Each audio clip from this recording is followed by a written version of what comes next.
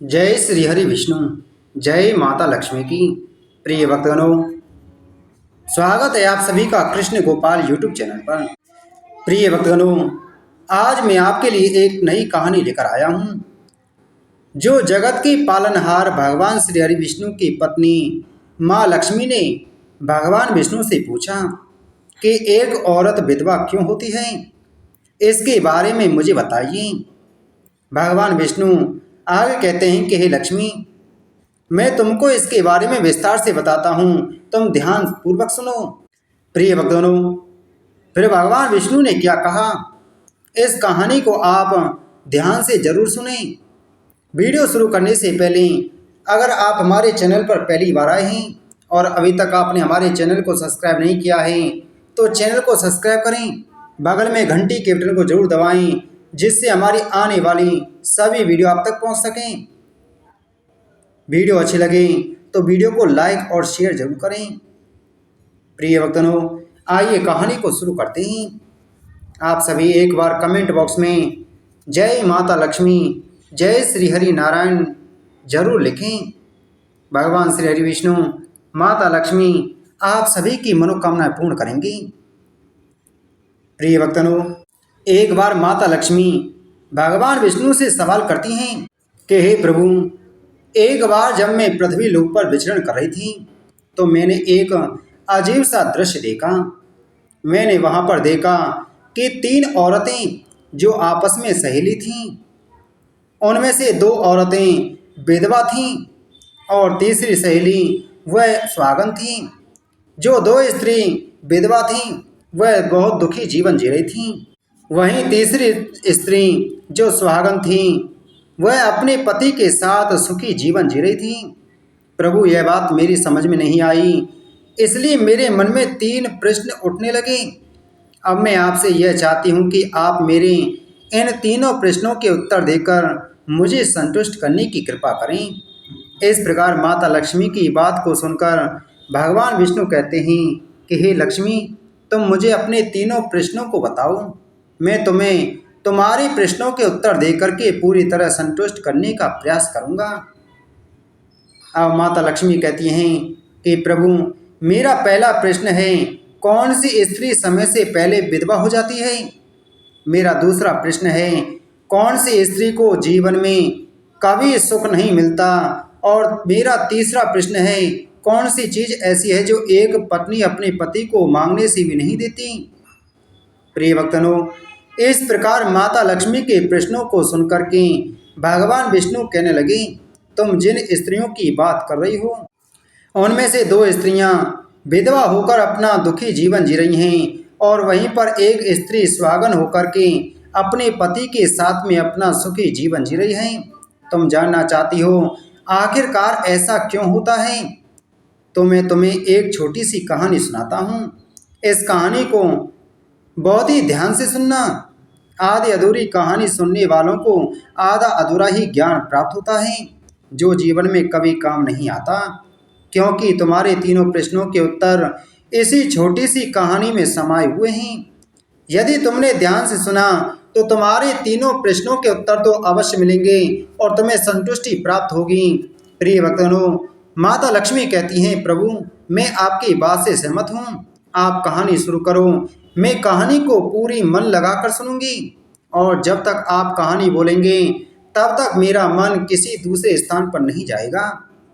भगवान विष्णु कहते हैं, हे लक्ष्मी, सबसे पहले मैं तुम्हें उस स्त्री की कहानी सुनाता हूँ जो सुहागन बनकर के सुखी जीवन जी रही है। जिस सुहागन स्त्री की तुम बात कर रही हो वह स्त्री एक राजा के नौकर की पत्नी है और जिस नौकर की वह पत्नी है उस नौकर को अपनी पत्नी पर पूर्ण विश्वास और भरोसा है कि वह पतिव्रता है, जिसकी महिमा वह अपने साथियों में बार बार करता है। अब देखो, एक दिन की बात है, उस राजा के नौकर ने अपनी पत्नी की प्रशंसा इतनी की, यह बात धीरे धीरे फैलते हुए राजा के दरबार तक पहुंच गई। फिर तो राजा ने अपने नौकर को बुलाया और उस नौकर से कहा कि तुम हर किसी से कहते हो कि तुम्हारी पत्नी पतिव्रता है, क्या वास्तव में आपकी पत्नी पतिव्रता है? क्या आपको पूर्ण विश्वास है इस प्रकार राजा की बात सुनकर के नौकर कहने लगा, महाराज मुझे पूरा विश्वास है और पूरे से भी आगे विश्वास है कि मेरी पत्नी पूरी तरह पतिव्रता है। अब इस समय पर राजा का महामंत्री कहने लगा, यदि मैं तेरी पत्नी का पतिव्रत धर्म खंडित कर दूं तो तुझे क्या सजा मिलनी चाहिए? फिर तो नौकर ने कहा, यदि तुम मेरी पत्नी का पतिव्रत धर्म खंडित कर देते हो तो महाराज मुझे फांसी लगा देना। अब इधर वह राजा का नौकर भी मंत्री से कहता है, यदि महाराज यदि यह मेरी पत्नी का पत्नी व्रत धर्म खंडित नहीं कर पाए तो इनको क्या सजा मिलनी चाहिए? तो राजा ने कहा कि मंत्री को भी फांसी की सजा ही दी जाएगी। फिर भगवान विष्णु कहते हैं, लक्ष्मी मंत्री ने स्वीकार कर लिया और नौकर से पूछा कि क्या वस्तु लाऊं जिसे तू माने कि मैं तेरी पत्नी का धर्म खंडित करने में असफल हुआ? तो नौकर ने कहा, मंत्री यदि तुम मेरे घर से जाकर मेरे विवाह के समय पर मुझे एक पटका मिला था और एक कतार मिली थी, वह मेरी पत्नी से बहुत ही संभाल कर रखी है, जो सुहाग की निशानी मानी जाती है। यदि तू पटका और कतार लाकर मुझे दिखा दे तो मैं मान जाऊंगा कि मैं मेरी पत्नी का धर्म तूने पूरी तरह नष्ट कर दिया है। अब शर्त स्वीकार हो जाने के बाद मैं वह मंत्री शहर में जाता है और एक दूती से जाकर मिलता है। वह दूती हमेशा एक दूसरे से भिड़ने का काम करती थी और जो काम कोई नहीं कर पाता वह काम करने में वह सक्षम थी। फिर इस प्रकार उस मंत्री ने उस दूती को अपने स्वार्थ के लिए बुलाया और द्वितीय से कहा कि देखो, इस नाम का एक व्यक्ति है, एक व्यक्ति उससे मेरी शर्त लगी है। और फिर उसने उसे शर्त के बारे में उसको सारा कुछ बता दिया। फिर वह द्वितीय से कहने लगा, तू कैसे भी करके उस स्त्री से मेरा संपर्क करवा दे, तुझे जितना धन चाहिए मैं उतना धन दूंगा। इस प्रकार मंत्री की बात सुनकर के द्वितीय कहने लगी, भाई तू उस औरत के बारे में बात मत कर, वह औरत पूरी तरह से पतिव्रता है, तेरी और धोखेगी भी नहीं, तेरी शक्ल भी नहीं देखेगी और उनके परिवार के व्यक्ति खूंखार हैं, तेरी खाल उतार लेंगे।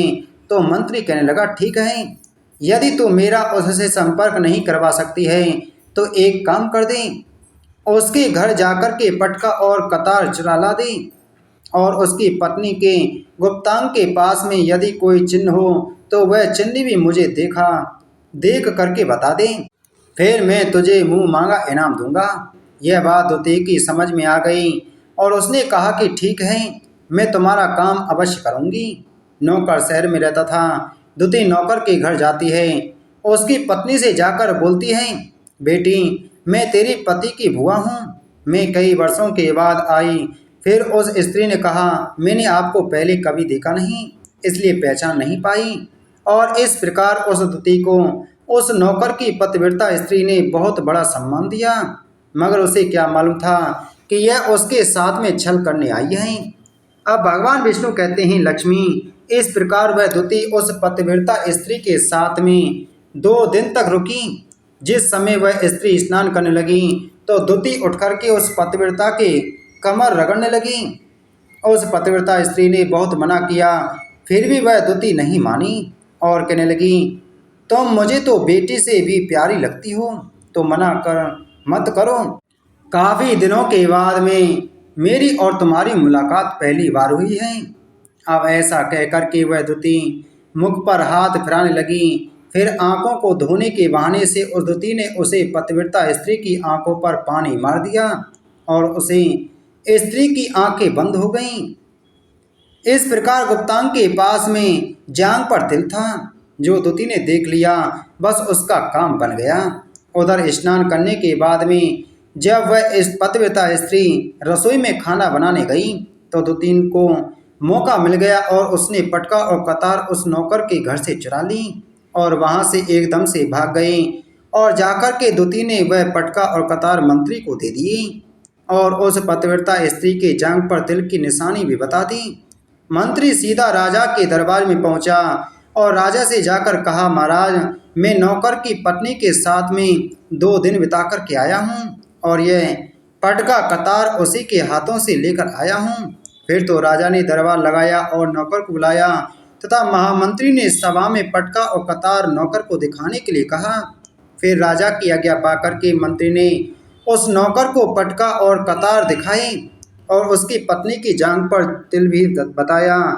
तो नौकर मान गया कि वास्तव में आज मेरी पत्नी ने अपना पतिव्रत धर्म पूरी तरह से भंग करवा लिया। भगवान विष्णु कहते हैं, लक्ष्मी, फिर तो राजा ने फांसी का दिन 15 दिन के बाद में रख दिया और कहा कि नौकर को 15 दिन के बाद में फांसी पर चढ़ाया जाएगा। और इस प्रकार नौकर से उसकी अंतिम इच्छा पूछी तो नौकर ने कहा कि मैं अपनी पत्नी से अंतिम बार मिलना चाहता हूँ। इस प्रकार राजा ने उस नौकर को आज्ञा दी कि ठीक है, तुम अपनी पत्नी से मिल सकते हो। फिर नौकर अपने घर गया और अपनी पत्नी से कहा कि आप मेरे साथ में बहुत बड़ा विश्वासघात किया है। मैंने आपको विश्वास पर मंत्री से ऐसी शर्त लगाई थी कि राजा के दरबार में राजा के सामने मैंने कहा था कि मेरी पत्नी का पतिव्रत धर्म कोई नष्ट न कर दे तो मुझे फांसी लगा देना। अब मुझे 15 दिन के बाद में फांसी लगा दी जाएगी। मेरे साथ विश्वासघात करके तुमने ठीक नहीं किया। उसे पतिव्रता स्त्री ने अपने पति को सारी बात बताई मगर उसे विश्वास नहीं हुआ। और फिर नौकर राजा के दरबार में पहुंचा तो राजा ने फिर उसे कैद में डलवा दिया गया। अब उधर नौकर की पतिव्रता धर्म पत्नी ने परमात्मा को याद किया और अपना भेष बदल कर के राजा के दरबार में गई और राजा से नाच दिखाने की आज्ञा मांगने लगी क्योंकि वह स्त्री बहुत ही सुंदर थी और उधर राजा शौकीन होते हैं। इसलिए राजा ने आज्ञा दे दी कि सभी मंत्री आदि उपस्थित होकर के इस सुंदरी का नाच करवाने की पूरी व्यवस्था करी। भगवान विष्णु कहते हैं, लक्ष्मी, फिर तो सब महामंत्री राजा आदि दरबार में उपस्थित हुए और फिर उस नौकर की धर्म पत्नी ने जब नाचना शुरू किया तो राजा को उस स्त्री का नाच बहुत ही सुंदर लगा। और फिर राजा ने कहा, तुम मुझसे क्या मांगना चाहती हो? तुम जो भी मांगोगी मैं तुम्हें पूरी तरह वही दूंगा। फिर उस नौकर की पतिव्रता स्त्री ने कहा, महाराज, आपकी सभा में मेरा चोर है जिसने मेरे रुपए लिए थे मगर आज तक वापस नहीं दिए, उसे फांसी की सजा दे दीजिए। अब राजा ने कहा, ठीक है, बताओ मेरे दरबार में तुम्हारा चोर कौन है, उसका नाम क्या है, मैं उसको फांसी की सजा अवश्य दूंगा। भगवान विष्णु कहते हैं, फिर उस नौकर की पतिव्रता स्त्री ने कहा, महाराज, आपका मंत्री चोर मेरा चोर है, आप उसको फांसी की सजा अवश्य दें। अब उधर जैसे ही मंत्री ने सुना कि यह सुंदरी मुझे अपना चोर बता रही है तो मंत्री कहने लगा, महाराज, मैं कसम खाकर कहता हूँ कि मैं इसका कभी कुछ नहीं चुराया, मैंने इसे आज तक कभी नहीं देखा, तो मैं इसके घर चोरी कैसे कर सकता हूँ? मैं आज तक इसकी शक्ल भी नहीं देखी। अब भगवान विष्णु कहते हैं, लक्ष्मी, जैसे ही मंत्री ने कहा कि मैं सुंदरी की आज तक शक्ल नहीं देखी तो वह सुंदरी कहने लगी, महाराज, यह मंत्री मुझे जानता नहीं, तो आप इससे यह पूछो यह पटका और कतार कहाँ से लाया था। मैं उस नौकर की पत्नी हूँ जो आपके यहाँ पर नौकरी करता है और आप मेरे निर्दोष पति को फांसी चढ़ाने वाले हैं। अब मैं आपको पूरी दास्तान सुनाती हूँ। यह जो आपका मंत्री है इसने मेरे पास में अपनी एक धोती को भेजकर मेरी जांघ के तिल का पता लगाया और उसी से यह पटका और कतार चुराने को कहा और इसने ला करके इसको दिया। और आपके मंत्री के द्वारा भेजी गई धोती जब मेरे घर पर आई थी तो उसने मुझसे कहा था कि वह मेरे पति की बुआ है और वह पहली बार आई है, इसलिए मैं उसको पहचान नहीं सकी। और महाराज, जिस प्रकार मैंने उस स्त्री को अपने यहाँ पर बहुत सम्मान दिया और अपने घर पर उसे ठहरने की व्यवस्था की और इस प्रकार उस नौकर की पतिव्रता स्त्री की बात को सुनकर के राजा ने दूती को बुलाया। फिर उस दूती ने राजा को सारी सच्चाई बता दी, जिससे राजा ने उस नौकर को रिहा कर दिया और मंत्री को फांसी पर चढ़ा दिया। भगवान विष्णु कहते हैं, लक्ष्मी, इस प्रकार उस नौकर की पतिव्रता स्त्री ने अंत में राजा से कहा, महाराज, मैं अपने पति से बहुत प्यार करती हूँ, मैं एक चरित्रवान स्त्री हूँ, कभी भी मैं अपने पति का नाम तक अपने मुंह से नहीं लेती।